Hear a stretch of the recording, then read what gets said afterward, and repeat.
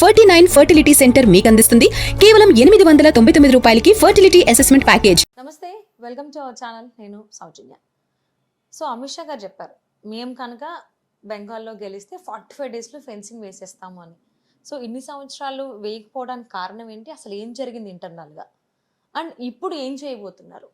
ఈ అంశానికి సంబంధించి వారి అభిప్రాయాన్ని, వారి విశ్లేషణని, కొన్ని ఫ్యాక్ట్స్ని మనకు తెలియజేయడానికి ఈరోజు మనతో పాటు ఉన్నారు పొలిటికల్ అనలిస్ట్ పవన్ శ్రీ హర్ష గారు ఉన్నారు. వారితో మాట్లాడదాం. నమస్తే అండి. నమస్తే అండి. సెంట్రల్ గవర్నమెంట్లో బీజేపీ వచ్చినప్పటి నుంచి కూడా ఆల్మోస్ట్ ఇండియా చుట్టూ ఉన్న ఫెన్సింగ్ ఆల్మోస్ట్ అయ్యింది, బట్ వెస్ట్ బెంగాల్లో కాలేదు. మమతా బెనర్జీ దానికి సపోర్ట్ చేయలేదు అనేది మాత్రమే తెలుసు జనాలందరికీ కూడా. సో ఇంటర్నల్గా ఏంటనేది ఎవరికీ తెలియదు. వెస్ట్ బెంగాల్లో ఉన్న వాళ్ళకి అసలు ఎందుకు జరగలేదు అనేది వాళ్ళకి ఏమైనా తెలిసి ఉండొచ్చు, బట్ వాళ్ళు మాట్లాడరు. సీఎంగా మమతా బెనర్జీ ఉన్నారు కాబట్టి మరి ఇప్పుడు ఏమన్నా మాట్లాడతారా అనేది తెలియదు. బట్ అందరికీ చెప్పారు ఎలక్షన్స్ టైంలో అమిత్ షా గారు, మేము వస్తే కనుక ఫెన్సింగ్ మేము 45 డేస్లో కంప్లీట్ చేస్తాం, ఫినిష్ చేస్తాము అని. సో అసలు ఎందుకు ఇన్ని రోజులు జరగలేదు, దానికి కారణాలు ఏమై ఉండొచ్చు అంటారు? అసలు సింపుల్ అండి. బెంగాల్లో నేను మీకు ఐ థింక్ ఎన్నికల ముందర అనుకుంటారు, ఎన్నికల తర్వాత నేను బెంగాల్లో చాలా ప్రదేశాలు లారీ కింద ఉంటాయన్న. యా అవును, ఇల్లీగల్ ఫస్ట్ ఫేజ్ ఎలక్షన్ టైంలో మనం మాట్లాడుతున్నాం. క్యాటిల్ స్మగ్లింగ్, డ్రగ్స్, దాని తర్వాత వెపన్స్ స్మగ్లింగ్, ఉమెన్ ట్రాఫికింగ్, ఇంకా అవన్నీ ఇంకా లేవని చెప్పడానికి అన్ని ఉన్నాయి అక్కడ. ఇవన్నీ బెంగాల్లో జరుగుతాయి. ఎక్కడికి వెళ్తాయి? అవన్నీ బంగ్లాదేశ్కే వెళ్తాయి. అందుకే ఎప్పుడు చూస్తాం బిఎస్ఎఫ్ వాళ్ళ బిఎస్ఎఫ్ సోల్జర్స్ మీద స్మగ్లర్స్ దాడి చేశారు. సో అందుకే జరుగుతాయి అవన్నీ. సో మమతా బెనర్జీ కూడా అందుకే ఒక మూమెంట్ ఏమందంటే, మన సైడ్ బార్డర్ సరిహద్దు ప్రాంతంలో ఎక్కడైతే ఉంటారో వాళ్ళని మీరు బిఎస్ఎఫ్ వాళ్ళ మీద దాడి చేయమని చెప్పింది. ఎందుకంటే వాళ్ళు ఈ స్మగ్లింగ్ ఆపుతున్నారా. సో అంటే ఏంటంటే ఈ ఇల్లీగల్ మాఫియా మమతా బెనర్జీ ఆర్థిక వ్యవస్థకి ఆయువు పట్టు. సో ఇప్పుడు అండ్ మమతా బెనర్జీ ఐపాక్ ఏదైతే నడుపుతుందో వాళ్ళు కూడా దీంట్లో ఏదో షేర్ ఉండొచ్చు. ఎందుకంటే వాళ్ళ మీద దాడి జరగగానే మమతా బెనర్జీ వెళ్ళారు. ఆవిడ ఎంత అసలు డైరెక్ట్ ఈడీ వాళ్ళ నుంచే ఫైల్స్ లాగేసుకున్నారు, మనం చూసాం.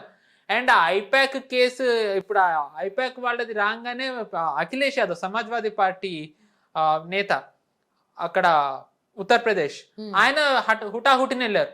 ఆయన మేము ఐపాక్ది ఏదైతే మేము డీల్ ఇచ్చామో దాన్ని వెనక్కి తీసేసుకుంటున్నాం అన్నారు. అంటే మమతా బెనర్జీ ద్వారా కొన్ని రాష్ట్రాల్లో మేబీ ఇల్లీగల్ మనీ వాళ్ళకి సోర్స్ ఫండింగ్ వాళ్ళకి రావడానికి బెంగాల్ కేంద్రంగా మారి ఉండొచ్చు. కేవలం మమతా బెనర్జీనే కాకుండా మేబీ అఖిలేష్ యాదవ్, ఎందుకంటే ఇప్పుడు ఎక్కువగా మాట్లాడుతున్నది ఆయనే. సో మేబీ ఇలా కొన్ని రాష్ట్రాల్లో ఉన్న కొన్ని నేతలకి, ఆ పార్టీలకి, ఆ వాళ్ళు ప్రోత్సహించే సంస్థలకి, వ్యాపారవేత్తలు ఎవరన్నా అవనివ్వండి, వాళ్ళకి బెంగాల్లో జరిగే ఈ అక్రమ ఏవైతే వ్యాపారాలు ఉన్నాయో అవి ఒక ఆయువు పట్టుగా ఉండుండొచ్చు. ఆర్థికంగా వాళ్ళకి అది చాలా ముఖ్యమైన ఎకానమీ సోర్స్ అవ్వచ్చు. సో ఇప్పుడు అమిత్ షా గారు దాని మీద చర్య తీసుకుంటున్నారు. నేను ఇది కూడా అన్నాను, వాళ్ళు ఇప్పటి వరకు మమతా బెనర్జీని వాళ్ళు కారణంగా చెప్పారు, ఇంకా వాళ్ళ కారణాలు చెప్పే ఇంకా ఎటువంటి అవకాశం అనేది వాళ్ళు చేసి తీరాలి. ఎందుకంటే ఇప్పటి వరకు కారణాలు చెప్పారు, ఇప్పుడు కూడా చెప్తే అవి సాకులుగా మారితే జనాలకి నమ్మకం పోతుందని కూడా అన్నా. సో అమిత్ షా గారు మ్యాన్ ఆఫ్ హిస్ వర్డ్ అని రుజువు చేసుకున్నారు. ఆయన ఆల్రెడీ ఆయన అన్నారు, ఏదైతే వాగ్దానం ఇచ్చారో దాన్ని సువేందు అధికారి గారు ముఖ్యమంత్రి అయిన తర్వాత ఆయన అన్నారు మేము ఇస్తున్నామని. నేను ఇంకొక మాట కూడా అన్నాను, బెంగాల్కి యోగి ఆదిత్యనాథ్ గారు లాంటి ముఖ్యమంత్రి కావాలి, అలా అయితేనే బెంగాల్ని మనం కాపాడగలం, సాధారణ ముఖ్యమంత్రి కాపాడలేమని. అండ్ నేను ఎందుకు అన్నానంటే లా అండ్ ఆర్డర్ అవన్నీ చెప్పాను. మీరు ఒక ఫ్యాక్ట్ అన్నారు కాబట్టి నేను ఇప్పుడు ఇంకొక ఫ్యాక్ట్ చెప్తా. మనకి ఉత్తరప్రదేశ్ బార్డరింగ్ కంట్రీ నేపాల్, మనకు తెలిసిందే. నేపాల్ సరిహద్దు, ఉత్తరప్రదేశ్ నేపాల్ సరిహద్దు, నేపాల్ వైపున విపరీతంగా మసీదులు వచ్చేసాయి, మదర్సాలు. వాటన్నిటికీ ఫండింగ్ ఇచ్చింది టర్కీ. మనం చూస్తున్నాం ఇటీవల ఢిల్లీ బ్లాస్ట్ లో కూడా టర్కీ లింక్స్ బయటపడ్డాయి. ఆపరేషన్ సింధూర్ అప్పుడు టర్కీ ఎలా చేసిందో మనకు తెలిసిందే. టర్కీ పిఎఫ్ఐ వాళ్ళు టర్కీ వాళ్ళని ఎన్ని కలిసారు 2019 ఎన్నికల సమయంలో. సో అంటే మన దేశంలోని సంఘ విద్రోహ శక్తుల విషయంలో వాళ్ళని సహకరించడానికి టర్కీ ఎలా సహకరిస్తుందో మనకి తెలుసు. అండ్ మన సైడ్ ఉత్తరప్రదేశ్ బార్డర్ రీజన్ అంతా కూడా మదర్సాలు వచ్చేసాయి. గత ప్రభుత్వాలన్నీ మదర్సాలు కట్టుకోవడానికి అనుమతి ఇచ్చారు. ఎందుకు? అక్కడ నుంచి బార్డర్ దాటి వచ్చినట్టయితే వీళ్ళు మదర్సాల కేంద్రంగా వీళ్ళు దాచుకుంటూ వచ్చారు. అండ్ అక్కడ మదర్సాలను ఎవరు ముట్టుకుంటారు? ఎవరైనా ముట్టుకుంటే ఇంకా దేశం అట్టుడికిపోతుంది. సో అందుకని వాళ్ళు ఏంటంటే మదర్సాలు కట్టేసుకున్నారు, అక్కడంతా ఉంటూ వచ్చారు. ఈ కౌంటర్ ఫిట్ కరెన్సీ కానివ్వండి, లేకపోతే వెపన్స్ స్మగ్లింగ్ కానివ్వండి, ఇవన్నీ కూడా ఉత్తరప్రదేశ్లో నేపాల్ కేంద్రంగా జరుగుతూ వచ్చాయి. ఆ మదర్సాలు దానికి సోర్స్ ఆఫ్ ఒక రకంగా షెల్టర్ కానివ్వండి, సోర్స్ కింద మారుతూ వచ్చాయి. యోగి ఆదిత్యనాథ్ గారు ఇన్ఫ్యాక్ట్ యోగి ఆదిత్యనాథ్ ముఖ్యమంత్రి అయిన తర్వాత, అమిత్ షా గారు గృహమంత్రి అయిన తర్వాత దోవల్ గారి నేతృత్వంలో నిఘా సంస్థలు ఒక నివేదిక ఇచ్చాయి. నేపాల్ ఉత్తరప్రదేశ్ సరిహద్దులో ఏవైతే మదర్సాలు ఉన్నాయో అవి తీవ్రవాద సంస్థలకి అడ్డాగా మారుతున్నాయి, వీటి మీద చర్యలు తీసుకోకపోయినట్టయితే చాలా కష్టం అని. అక్కడ తీవ్రవాదులు అక్కడ ఉండడానికి, యాంటీ నేషనల్ యాక్టివిటీస్ కి, ఫండింగ్ కి, రకరకాల స్మగ్లింగ్ కి అవి కేంద్రంగా మారుతున్నాయి, వీటి మీద చర్యలు తీసుకోవాలన్నారు. యోగి ఆదిత్యనాథ్ గారు ముఖ్యమంత్రి అయిన తర్వాత మన సరిహద్దు స్థావరంలో ఉన్న మదరసాలు అన్నిటినీ ఆయన స్వీప్ చేసేసారు. ఆయన బుల్డోజర్ బాబా అనేది ఆయన అందుకే ఏదో జస్ట్ కంటికి కనబడ్డ ఒక బిల్డింగ్ ఆయన కూలగొట్టలే, భవనాన్ని, ఆయన ఆ మదర్సాలను కూలగొట్టారు. ఎందుకంటే అవన్నీ ఇల్లీగల్ యాక్టివిటీస్ కి పాల్పడుతున్నారు. అందుకే కోర్టుకి వెళ్ళినా ఎవరు దాన్ని ఆపలేకపోయారు. నిజం చెప్పలేరు కదా వాళ్ళు, కక్కలేరు మింగలేరు. దాన్నే యోగి ఆదిత్యనాథ్ గారు అడ్వాంటేజ్ గా తీసుకుని మొత్తం కొలగొట్టేశారు. ఇప్పుడు అదే పని సువేందు అధికారి గారి మీద కూడా ఉంది. నేను అందుకని అన్నాను నిజానికి ఇంకొక యోగి ఆదిత్యనాథ్ గారు కావాలి అని. సో సువేందు అధికారి గారి మీద ఉన్న ఇప్పుడు బాధ్యత ఏంటంటే కేవలం లా అండ్ ఆర్డర్, ఇన్వెస్ట్మెంట్స్ ఇవన్నీనే కాదు, అక్కడ సరిహద్దుల్లో ఎవరైతే తీవ్రవాదులు, రోహింగ్యాలు, బంగ్లాదేశీలు ఉన్నారో వాళ్ళందరినీ పట్టుకోవాలి, ఈ ఫెన్సింగ్ వేయనివ్వాలి. నేను ఫెన్సింగ్ వేయనివ్వాలని ఎందుకు అంటున్నానంటే ఇప్పుడు బంగ్లాదేశ్ భారత్ సరిహద్దుల్లో ఏవైతే రాష్ట్రాలు ఉన్నాయో, అస్సాం కానివ్వండి, త్రిపుర కానివ్వండి, మిజోరాం, వీళ్ళందరూ సరిహద్దులు వేసేసారు. ఒక మూమెంట్ సరిహద్దు వేస్తుంటే వాళ్ళు ఆపారు కూడా, కానీ మన వాళ్ళు నియంత్రించారు. కానీ అదంతా షేక్ హసీనా ఉన్నప్పుడు. ఇప్పుడు ఉన్నది జమాత్, తారిక్ రెహమాన్, వీళ్ళందరూ. తారిక్ రెహమాన్ ఒకప్పుడు అంతా ఎన్నికల ముందర వరకు చాలా బాగా ఉన్నా సరే ఇప్పుడు స్వరం మారింది ప్రభుత్వాన్ని, మనం చూసాం. అండ్ వాళ్ళు కూడా మమతా బెనర్జీని రాజీనామా చేయొద్దని, మేమందరం నీతోనున్నాము, బంగ్లాదేశ్ ప్రత్యేక దేశంగానే ప్రకటించేయమని. అండ్ జమాతే లీడర్ షైఫుల్లానే ఎవరు ఉన్నారు, అతను కూడా అన్నాడు అక్కడున్న మైనారిటీస్ మీద అత్యాచారాలు జరుగుతున్నాయి, మేము వాటిని జరగనివ్వము, మేము ఏం చర్యలు తీసుకోవాలో అవి తీసుకుంటామని. అండ్ దాని తర్వాత ఇంకా ఇవన్నీ అక్కడున్న నేతలు వేరే వేరే వాళ్ళు మాట్లాడింది. ఇప్పుడు ప్రభుత్వం విషయానికి వచ్చినట్టయితే వాళ్ళు కూడా అన్నారు మేము బంగ్లాదేశీలను తీసుకోమని అనేసారు. అండ్ అక్కడున్న అంటే మనకి బిఎస్ఎఫ్ ఎలాగో వాళ్ళకి బీజేపీ అని ఉంటుంది, వాళ్ళకి చెప్పారు మీరు గట్టి నిఘా పెంచండి, బంగ్లాదేశీలు ఎవరిని తీసుకోకుండా, అక్రమంగా పంపినప్పుడు లేదు, మళ్ళీ మనం వాళ్ళని పంపితే తీసుకోమంటున్నారు. అండ్ దాని తర్వాత ఇటీవల చైనాను బంగ్లాదేశ్ ఫారెన్ మినిస్టర్స్ కలిసారు. కలిసి చైనా కూడా అంటుంది మీకు ఏ రకంగా సహాయం కావాలన్నా మేము చేస్తామని బంగ్లాదేశ్కి. సిలిగురి కారిడార్ లో తీస్తా వాటర్ అని మనకి ఒకటి ఫ్లో అవుతుంది. అదేంటంటే సిక్కిం నుంచి బెంగాల్లోకి వెళ్ళి అక్కడి నుంచి బంగ్లాదేశ్ వెళ్తుంది. మన బెంగాల్లోని నార్థన్ బెంగాల్ కి అగ్రికల్చర్ గా చాలా ఇంపార్టెంట్. అండ్ అదే కాకుండా అక్కడ హైడ్రో ప్రాజెక్ట్స్, థర్మల్ ప్రాజెక్ట్స్ కూడా చాలా హెల్ప్ అవుతుంది. సో అక్కడ నుంచి వయా బంగ్లాదేశ్ వెళ్తుంది. 2011లోనే ఏంటో మనం వాటర్ అక్కడ వాళ్ళకి 50-50 ఇవ్వాలని చెప్పి ఒప్పందం చేసుకోవాలని అనుకున్నారు. మమతా బెనర్జీ వ్యతిరేకించారు, నాకు ఇక్కడ అన్యాయం జరుగుతుందని. ఇప్పుడు దాన్ని రివైవ్ చేయాలి అని చెప్పి అక్కడ ఉన్న బంగ్లాదేశ్ వాళ్ళు అడుగుతున్నారు 50-50 ఇవ్వాలని. Just like Indus water treaty అప్పుడు మనకి ఎలా అయితే అన్యాయం జరిగిందో అలాగే ఇప్పుడు కూడా అన్యాయం చేయమని మన ప్రభుత్వం ససేమిరా అంటోంది. సో అందుకని చెప్పి చైనాని సిలిగురి కారిడార్, నేను మీకు ఆ సిలిగురి కారిడార్ మీద నుంచి వెళ్తుంది తీస్తా వాటర్, అక్కడ చైనాని తెచ్చి కూర్చోపెట్టాలి అనేది బంగ్లాదేశ్ కుట్ర. చికెన్ నెక్ కట్ చేసేస్తే నార్త్ ఈస్ట్ కి యాక్సెస్ ఉండదు అని మన దగ్గర తీవ్రవాదులు చాలా మంది అంటారు. సో ఏంటంటే వాళ్ళు ఇప్పుడు అనేది ఏంటంటే ఒకవేళ మీరు గనక మాకు ఆ వాటర్ ఇవ్వకపోయినట్టయితే మేము చైనాని తెచ్చి కూర్చోపెడతాం. వాటర్ ఇస్తే అయినా కానీ కూర్చోపెట్టరన్న నమ్మకం లేదు. ఎందుకంటే చైనా అంటుంది ఏంటి, మీకు ఏవైతే తీస్తా వాటర్ ఉంటాయో ఆ వాటర్ ని ప్రిజర్వ్ చేయడానికి అక్కడ డ్రెడ్జింగ్ వాటర్ ని అక్కడ డ్యామ్స్ కి ఏవైతే చేస్తారో వాటికి మేము మీకు సహాయం చేస్తామని అంటుంది. ఓకే. సో అంటే ఎలా అయినా సరే సిలిగురి కారిడార్ లో చైనా రావాలనే ప్రయత్నాలు చేస్తే దానికి బంగ్లాదేశ్ సహాయపడుతుంది. సో ఇప్పుడు అంటే ఆ, నేను ఇది ఎందుకు చెప్పానంటే సిలిగురి కారిడార్ ని కూడా కాపాడాల్సిన బాధ్యత ఇప్పుడు సువేంద్ర అధికారి గారి మీద ఉంది. సో ఇప్పుడు బార్డర్ ఆల్రెడీ నేను మీకు ఇందాక చెప్పాను, బార్డర్ లో వాళ్ళ ప్రభుత్వం ఎలాంటివి చేస్తుందో, బార్డర్ కట్టేటప్పుడు ఫెన్సింగ్ సరిహద్దు కట్టేటప్పుడు వాళ్ళు ఎలాంటి దాడులకు ఎగబడతారో మనకు తెలియదు. ఇటీవల త్రిపుర సైడ్ 2 స్మగ్లర్స్ కాల్చిపడేశారు మన వాళ్ళు వస్తే. బెంగాల్ వైపు చేస్తే పరిస్థితులు ఎలా ఉంటాయో మనకి తెలియదు. అంటే బెంగాల్ సైడ్ ఫ్లేర్ అప్ అయ్యే అవకాశాలు ఎక్కువ ఉన్నాయి.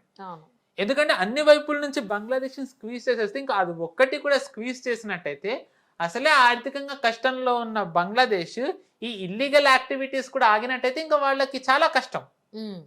సో అది ఆపకుండా ఉండడానికి వాళ్ళు ఏమన్నా ప్రయత్నాలు చేస్తారు. అండ్ ఇక్కడ ఉన్న ఆ లారీలోని ఎవరైతే లారీ అని అన్నాను అలాంటి వాళ్ళు ఇక్కడ కూడా వాళ్ళు కూడా దీన్ని వ్యతిరేకిస్తారు, కానీ వాళ్ళు బహిరంగంగా చేయలేరు. అందుకే మమతా బెనర్జీ ఒక మాట అంది, ఇక్కడ ఉన్న విపక్ష నేతలు ఎన్జిఓస్ అందరూ కూడా రావాలి అని. సో మనం ఏమన్నా దేశంలో ఒక అభివృద్ధి జరుగుతుందంటే ఫస్ట్ ఎన్జిఓస్ వెళ్ళిపోతారు, కోర్టుకు వెళ్ళిపోతారు. సో మేబీ ఆ ఎన్జిఓస్ ఏమన్నా వెళ్తారేమో మనకు తెలియదు. మనం చూసుకున్నట్టయితే కనుక కేంద్ర ప్రభుత్వం దగ్గర ఒక ప్రతిపాదన వచ్చింది, భారత్ బంగ్లాదేశ్ సరిహద్దుల్లో క్రోకడైల్స్ వదిలేయాలని. దాన్ని అల్ జజీరా వ్యతిరేకించింది, కొన్ని ఎన్జిఓస్ కూడా వ్యతిరేకిస్తున్నాయి. అంటే నేను మీకు డాట్స్ కనెక్ట్ చేస్తే ఆ క్రొనాలజీ సమజ్జే రీడ్ బిట్వీన్ ద లైన్స్ చేసినట్టయితే మమతా బెనర్జీ ఎన్జిఓస్ అనడం, ఎన్జిఓ సహాయం అడగడం, ఆ ఎన్జిఓస్ ఆల్రెడీ క్రోకోడైల్స్ వ్యతిరేకించడం, అండ్ చైనాని బంగ్లాదేశ్ తీసుకురావాలనడం, బంగ్లాదేశీని తీసుకోను అనడం, సువేందు అధికారి బిఎస్ఎఫ్ కి ల్యాండ్ ఇస్తానని ప్రకటించడం, ఇవన్నీ చూసుకున్నట్టయితే గనక బెంగాల్ ఒక చాలా పెద్ద ఛాలెంజింగ్ ఎన్విరాన్మెంట్ లోకి వెళ్తోంది. సో ఈ ఛాలెంజింగ్ ఎన్విరాన్మెంట్ ని ఎంత సక్సెస్ఫుల్ గా సువేందు అధికారి ఆయన కంటైన్ చేయగలిగితే అది ఆయనకు అంత సేఫ్. ఎందుకంటున్నాను అంటే నేను మీకు చెప్పాను గతంలో కూడా, వయా బెంగాలే ఈ ఇన్ఫిల్ట్రేటర్స్ అందరూ కూడా దేశంలోకి వచ్చేసారు. తమిళనాడులో పట్టుకున్నారు బంగ్లాదేశీలని, రోహింగ్యాలని. అవును. ఎక్కడి నుంచి వచ్చావనంటే బెంగాల్. నీకు ఆధార్ ఎవరు ఇచ్చారంటే అక్కడ ఫేక్ ఆధార్ ఫ్యాక్టరీనే ఉందని అన్నారు. అండ్ దాని తర్వాత మహారాష్ట్రలో పట్టుకున్నారు. ఎక్కడి నుంచి వచ్చావు?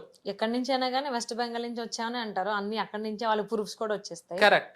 సో ఇప్పుడు పశ్చిమ బెంగాల్లో సువేందు అధికారికి ఉన్న పెద్ద ఛాలెంజ్ ఇది. చాలా ఛాలెంజెస్ ఉన్నాయి. అటు యూపీని ఇటు వెస్ట్ బెంగాల్ ని మనం కలిపి చూడలేము, దేనికి ఉండేవి దానికి ఉన్న ఈ సిచ్యువేషన్స్. ఒక రకంగా చెప్పాలి అంటే యూపీ కంటే ఎక్కువ ఛాలెంజ్ ఉంది ఇప్పుడు. అవును, యూపీ కంటే ఎక్కువ ఛాలెంజ్. అంటే యోగి ఆదిత్యనాథ్ గారు తీసుకున్నప్పుడు యూపీ ఒక లెక్క, ఇప్పుడు ఒక లెక్క. సో యోగి ఆదిత్యనాథ్ గారు తీసుకున్నప్పుడు యూపీ ఎలా ఉందో ఇప్పుడు బెంగాల్ అలా ఉంది. నేను ఇది కూడా అన్నాను మీతోని, సువేంద్ర అధికారి ఎందుకు అంటే సువేంద్ర అధికారి కాదు, ఎవరు ముఖ్యమంత్రి అయినా వాళ్ళు యోగి ఆదిత్యనాథ్ గారిలా ఎందుకు ఉండాలి అన్నాను అంటే కారణం ఇదే. సో ఇప్పుడు లా అండ్ ఆర్డర్ డిస్టర్బెన్స్ వచ్చే అవకాశం చాలా ఉంది. అండ్ అక్కడ ఉన్న ఇంకొక పెద్ద ప్రమాదం మనకి ఏంటి అంటే హిజ్బుత్ తాహ్రీర్ అనే ఒక తీవ్రవాద సంస్థ ఉంది. 2007లో ప్రస్తుతం మనకి ఎవరైతే రాష్ట్రీయ సురక్షా సలహాదారులుగా ఉన్నారో అజిత్ దోవల్ గారు, అప్పటికైనా రిటైర్ అయిపోయారు, కానీ ఆయన ఇంటర్వ్యూలు ఇస్తున్నారు. ఆయన ఎప్పుడు కూడా నిజానికి వివేకానంద ఫౌండేషన్ ద్వారా ఆయన యాక్టివిటీస్ చేస్తూనే ఉన్నారు, ప్రజలని అవేర్నెస్ తేవడానికి, నరేటివ్ బ్యాటిల్స్ అన్ని.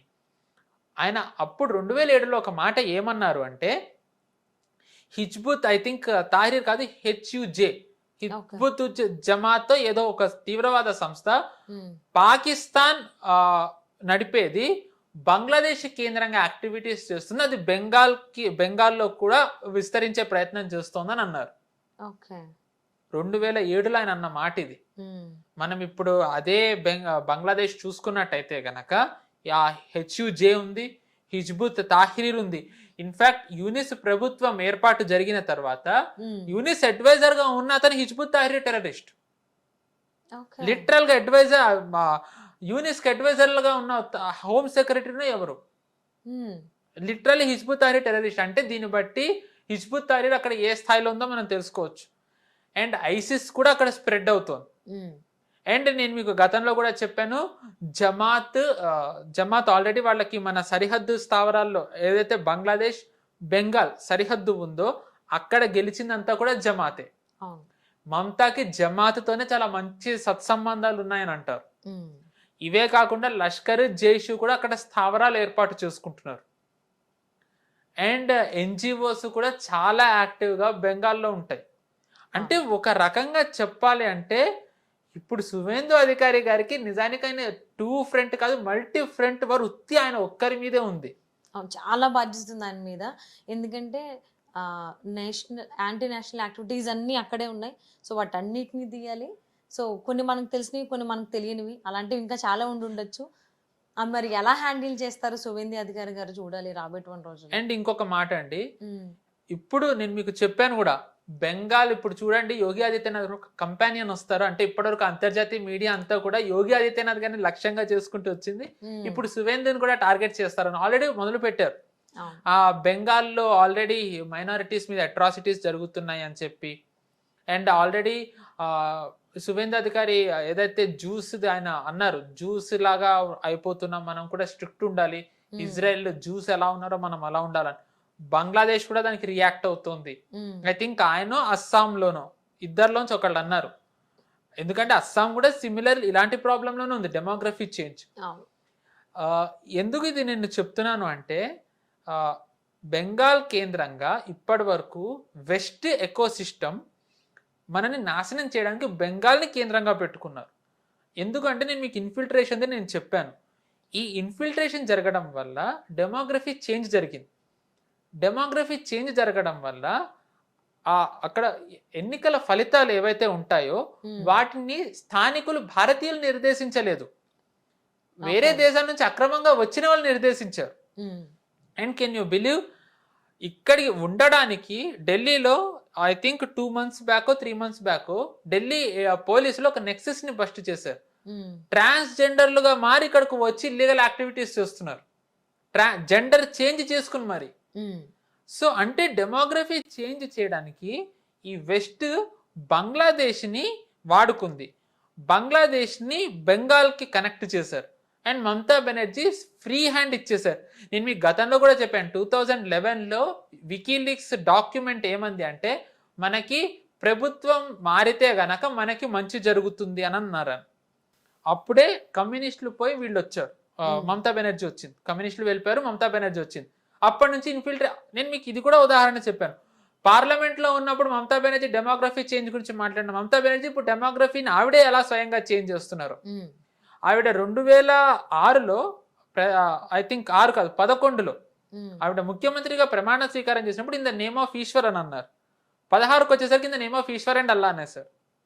అంటే డెమోగ్రఫీ చేంజ్ అప్పటికి ఎంత జరిగిందో మీరు ఒక్కసారి అర్థం చేసుకుంటే మనకి సింపుల్ గా తెలుస్తుంది. ఉత్తి బెంగాల్ కేంద్రంగా ఎన్ని దేశాలు, ఎన్ని కుట్రలు, ఎన్ని ఎన్జిఓస్, ఎన్ని యాంటీ నేషనల్ యాక్టివిటీస్, వాళ్ళు యాక్టివిటీస్ కార్యకలాపాలు భారత్లో వాళ్ళు కొనసాగిస్తూ వచ్చారు. ఇప్పుడు ఒక్క బెంగాల్ని గనక స్క్వీజ్ చేసేసినట్టయితే వీళ్ళందరి యాక్టివిటీస్ కూడా చాలా మటుకు స్క్వీజ్ అవుతాయి. అండ్ భారత్కి ఒక రకంగా గృహమంత్రికి, హోమ్ మినిస్టర్కి చాలా అడ్వాంటేజ్ అవుతుంది. అంతే కదా, వాళ్ళకి ఫైనాన్షియల్ క్రంచ్ వచ్చినప్పుడల్లా వాళ్ళ వీక్ అయితే గనక చర్యలు తీసుకోవడానికి తేలికవుతుంది. అందుకే అని అంటూ వచ్చారు, డిటెక్ట్, డిలీట్, డిపోర్ట్. బంగ్లాదేశ్ ఇప్పుడు దాన్నే వ్యతిరేకిస్తుంది. సో ఏ రకంగా చూసుకున్నా మనకి బంగ్లాదేశ్కి మధ్య చిన్న స్థాయిలో అయినా పెద్ద స్థాయిలో అయినా ఒక స్క్వేర్ ఆఫ్ అయ్యే అవకాశాలు అయితే కనిపిస్తున్నాయి. సో అదైనప్పుడు కూడా బెంగాల్ని చాలా సురక్షితంగా ఉంచాల్సిన బాధ్యత కూడా ఆయన మీద ఉంది. దాంతోపాటు సిలిగురి కారిడార్ని కూడా కాపాడాల్సిన బాధ్యత ఆయన మీద ఉంది. సో చాలా హ్యూజ్ టాస్క్ ఉంది. బట్ నేను అనుకోవట్లేదు, నమ్ముతున్నాను ఆయన చేయగలరు అదంతా. He will do it. And more over ఈ వెస్ట్ బెంగాల్ కారిడార్లో 800 కిలోమీటర్లు ఉంది ఫెన్సింగ్ చేయడానికి. సో దానికి ఆల్రెడీ ప్లేస్ కేటాయించడానికి ఆయన ఓకే చేశారు. అది మరి ఎంతవరకు ఎంత ఫాస్ట్గా చేస్తారు. సో అది వేసిన తర్వాత మేబీ మన నేషనల్ సెక్యూరిటీ కొంచెం స్ట్రాంగ్గా వచ్చేమో. చాలామందికి అది జీర్ణించుకోలేరు, దానికి మనం ఏం చేయలేం. వాళ్ళకి అలాగే జరగాలి కాబట్టి ఏదేమైనా కానీ ఇండియన్స్ హ్యాపీగా ఉండాలి, భారతీయులు సేఫ్గా ఉండాలి కాబట్టి చేయాల్సిందే. థ్యాంక్ యూ సో మచ్ అండి. థ్యాంక్ యూ అండి, నమస్తే. నమస్తే.